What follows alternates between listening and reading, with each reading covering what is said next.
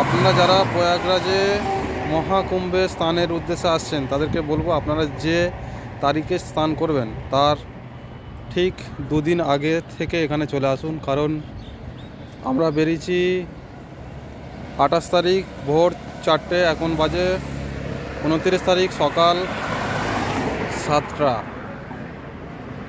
তো বিহার বর্ডার থেকে আমরা আসছি দক্ষিণ 24 পরগনা থেকে। বিহার বর্ডার থেকে প্রত্যেক জায়গায় জায়গায় মানে 7-8 কিলোমিটারের করে নো এন্ট্রি, ট্রাফিক জ্যাম। এখন দেখতে পাচ্ছেন আছি, এর কোনো শেষ নেই। ঠিক আছে, প্রয়াগরাজ থেকে আমরা এখন প্রায় 90 কিলোমিটার দূরে আছি। আমার পিছনে এই লাইনের কোনো শেষ নেই। ঠিক আছে,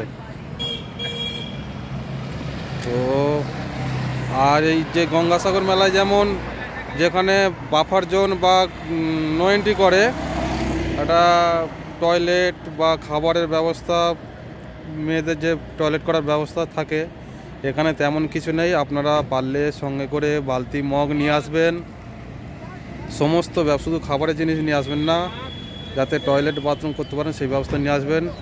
হাজার হাজার মহিলা এখানে সকাল হয়ে গেছে, সবাই বাথরুম করবে কোথায়? বাথরুম করার কোনো এখানে কোনো শৌচাগার বা পয়সা দিয়ে করবে সেই কোনো ব্যবস্থা নেই। এখানে দেখেন হাজার হাজার গাড়ি লাইন, এই লাইনের পিছনে যে আমাদের আরও যে কত হাজার গাড়ি আছে তার কোনো ঠিক নেই। ঠিক আছে, আর এই লাইনেরও কোনো শেষ নেই, কখন পৌঁছাবো আমরা জানি না। মানে আমাদের বাড়ি থেকে 900 কিলোমিটার রাস্তা, তো সেটা সম্পূর্ণ করতে মনে হয় 32 থেকে 34 ঘন্টা লেগে যেতে পারে।